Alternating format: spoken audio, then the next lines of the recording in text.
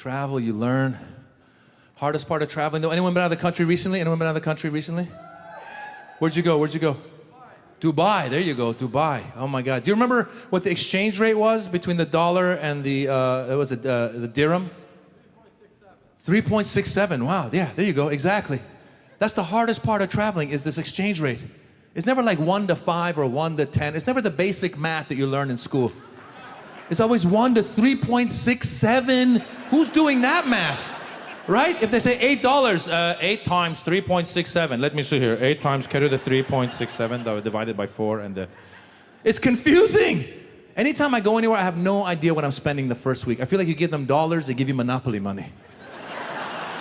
I have no idea what. I went to Lebanon. I gave the guy $100. He gave me 53,000 Lebanese pounds. I thought he messed up. Yeah, I called my wife. We're rich. We're rich. Buy the furniture. Buy the furniture. Don't worry how I got the money. Just buy the furniture. Yeah, buy a chandelier too. Why not? Buy a chandelier. Next day, I went to buy some gum. The guy goes, that'll be 52,000 Lebanese pounds. I call my wife, we're broke, we're broke. Return the furniture. Gum is expensive in Lebanon. Didn't know we had a gum embargo in Lebanon. The most confusing part of traveling though is the tipping. Some places you're supposed to tip. Some places you're not. Some places it's an insult. Like I think that when you check in at passport control, they should tell you the tipping rules. Right, you show up in Australia, right? Welcome to Australia. Down under, we don't tip, but if you like your food, wrestle your waiter. By the way, if there's any Australians, I know that's the worst Australian accent ever. I just kind of do pirate whenever I do Australia. It's I went to Sweden. In Sweden, you're not supposed to tip. It's an insult when you tip. I tried to tip over there, and when they say no in Swedish, they say nej. Nay, it's right. It sounds very Shakespearean. Nay. I went over to the waitress. I go, here you go. She goes, nay, nay. I was like, to be or not to be? I tried again. She goes, nay, nay. I go, wherefore art thou? I thought she wanted to do some Shakespearean improv. I don't know. Someone goes, you idiot. She doesn't want the tip. I go, I'm sorry. Some places, exact opposite. In Dubai, I went to Dubai. There's a lot of Indians in Dubai. A lot of them are day laborers. They don't get paid that well. There's this one Indian guy who cleaned my hotel room, and I tipped him the equivalent of $10. I think I paid his mortgage for the month. Because the rest of my stay, every time I would come out of my room, this guy would pop out from behind a different plant and offer to clean my room again. Every time I just go, hey, hello, sir. Can I clean your room again, sir? I go, Sanjeev, you already said I would like to do it again, please, sir. I go, Sanjeev, the room is very clean. Sir, I want to make it very, very clean, very, very clean. I go, Sanjeev, calm down. He goes, sir, I've been thinking about your room all night. I have ideas for your room, sir. Sir, please, give me one opportunity. Just one opportunity, just one opportunity, just one opportunity, just one opportunity, just one opportunity, just one opportunity, one opportunity, just one opportunity, just one opportunity, one opportunity, two opportunity, upper opportunity, three opportunity, four opportunity, upper opportunity. Yeah, it became a Bollywood movie. His cousins came out of nowhere. Upper opportunity, give him opportunity, one opportunity, two opportunity, opportunity, opportunity, opportunity, one opportunity, upper opportunity, three opportunity, four opportunity. 2-hour Bollywood movie. It's like, all right, clean the room. Sometimes they're so appreciative, they will bring you a gift from their home in appreciation. Sir, I would just like to say that I appreciate you. Sir, I would just like to show my appreciation to you. Sir, I would just like to tell you I'm appreciative of you. Sir, in India we have a saying, when you appreciate someone, you appreciate them. It is much more poetic in Hindi. In English it's rather shitty, really, doesn't work. Anyway, sir, I just want to tell you, sir, about a gift from me to you, sir. From me to you, from my home to you, from me to you, from my home to you, from me to you, from my home to you, from me to you, from my home to you, sir. Here are my wife and children. Please take them. Just give them one opportunity, upper opportunity, three opportunity, lower opportunity, opportunity, opportunity. I watch the news from a Middle Eastern point of view these days. I watch the news. That's how I watch. Like recently, there was this plot to blow up JFK Airport. And I was watching the news. I was like, please don't be Middle Eastern. Please don't be Middle Eastern. And the news came out. They said they're Guyanese. I was like, yes! Those damn Guyanese. You can't trust them. You can't trust the Guyanese. I don't even know what that is, but can't. But then the next day, the news came back. They said, but they're Muslim. I was like, damn! I was like, just once, can't it be another religion? Just once. Just once, couldn't it be like a Buddhist? Just once, right? Just once. But then I thought about it, it'll never be a Buddhist, right? Because a Buddhist will live in the moment, right? A Buddhist will be like, I was gonna blow myself up, but that moment is gone. I am in another moment right now. I don't feel very explosive. Not gonna do it. Just gonna meditate. It's in the news. Last year in the news, there was these 6 imams praying before they got on a plane. And the passengers saw them praying and they told the pilot. And the pilot kicked them off the plane. Yeah, and I heard that and I thought to myself, I'm pretty sure the job of Al-Qaeda is to lay low before getting on the plane. Right? Al-Qaeda's not gonna be praying before they get on the plane.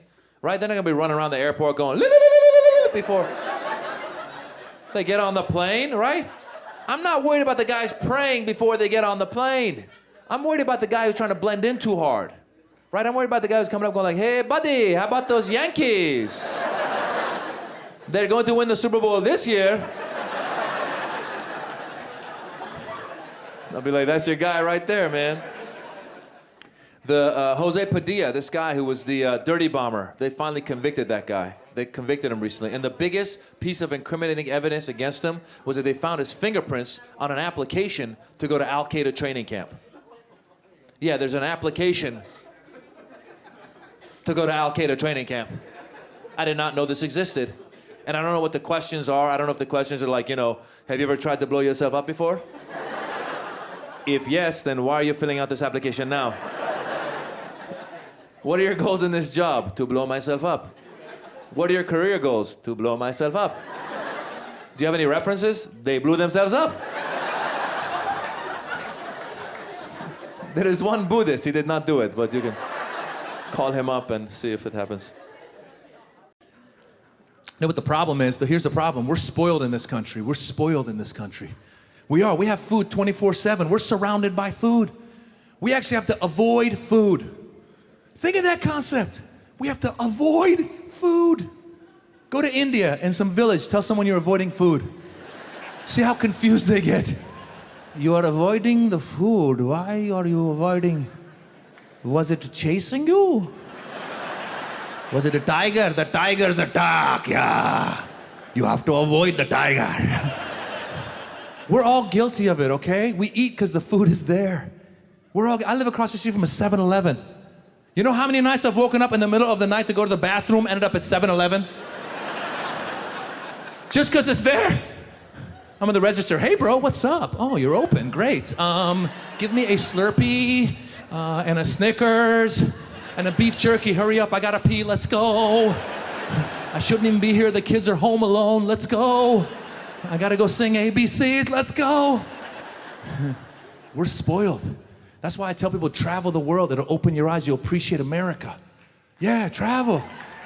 Oh, yeah.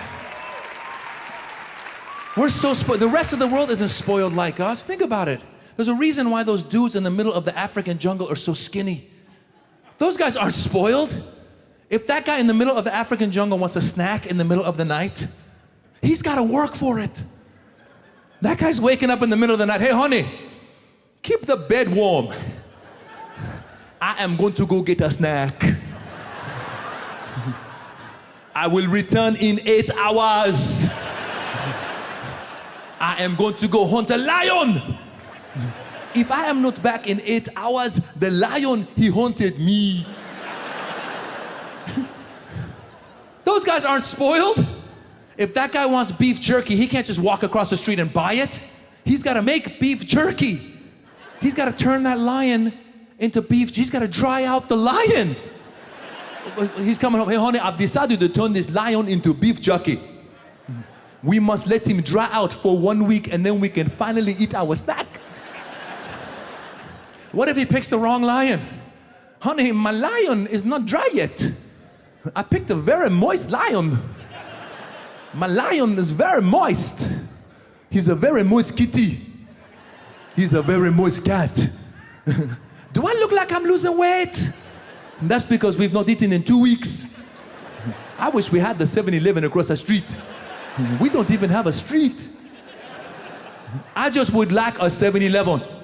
At this point, I will go to a 610. I do not care. Or a 5-9. Why is my lion so moist? He's a very moist lion. He's a very moist cat. He's a very moist kitty. My lion is very moist. Am I starting to sound like Christopher Walken? Maybe that's what happens when you start to starve to death. The other villagers, they tell me I sound like Christopher Walken. But I don't know who that is. Because I don't have a television. I don't even have beef jerky. But they call me the African Christopher Walken. Because my name is Christopher. And I'm always walking. All I know is that my lion is very moist. And that the Persians are very confused. They think this might be another masturbation joke. I don't know, it might be. I just like saying my lion is very moist. Thanks, guys. Oh, I love them, but they're exhausting. You guys know what I'm talking about. You have 2 of them, Ahu. You guys have 2 of them. When you have 2 kids at the house, it's done. Your time is not your own, right? If you want to get anything done, you have to do it while they're sleeping, right? When you have young kids at the house, like you have to take care of your to-do list while they sleep. You're like a Navy SEAL. You got to be ready to go anytime, any place. The other day, the kids were sleeping. I went to my wife. I go, hey, let's have some sex. She goes, I'm not in the mood. I go, I'm not in the mood either. But the enemy's sleeping. Let's go. Move it, move it, move it. Disrobe, dismount. I got to kill bin Laden. Let's do this. That's right, Manuel. That's what we call sex in my house, killing bin Laden. Sometimes we go weeks without killing bin Laden, if you know what I'm saying, ladies and gentlemen. Sometimes I got to make bin Laden commit suicide, if you know what I'm saying. Ladies and gentlemen. Because I can't stand terrorism. I appreciate some of you guys getting that joke. Because I guarantee you right now, there's a group of Persians in the back that are confused. Like, why did bin Laden commit suicide in that joke? I thought he was dead already, no? I'm going to email Moss, find out why bin Laden commit suicide. It's a masturbation joke. Oh, okay, okay, okay, okay, okay. Okay, okay, okay, okay, okay, okay. Moz, I brought my mother.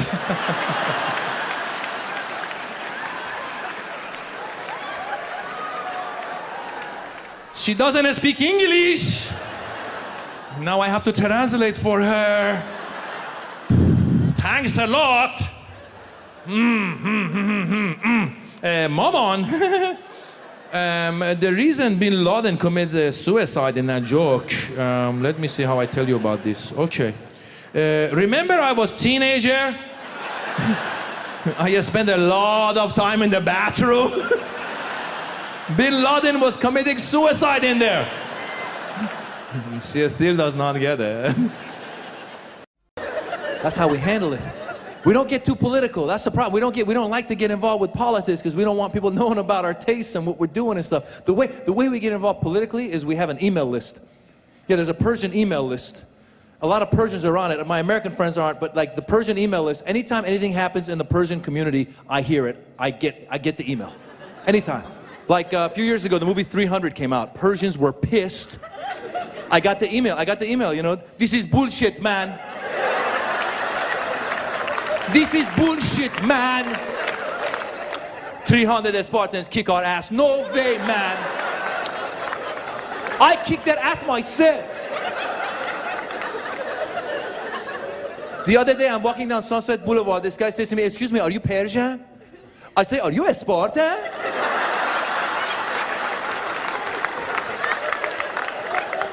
I kick his ass. He go back to Sparta. I don't even know where that is. The Persian email list, it exists. Last year, first private citizen ever to go into outer space, Iranian-American lady named Anousheh Ansari. That's right. Right. The Persians, they're clapping. They were on the email list. My American friends don't even know this existed. I got the email. We did it, man. We did it, man. We made it to outer space, man.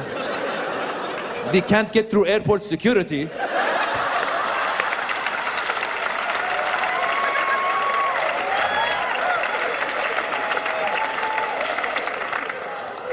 But we made it to outer space.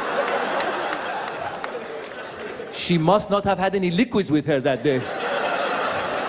I will find her and ask her myself.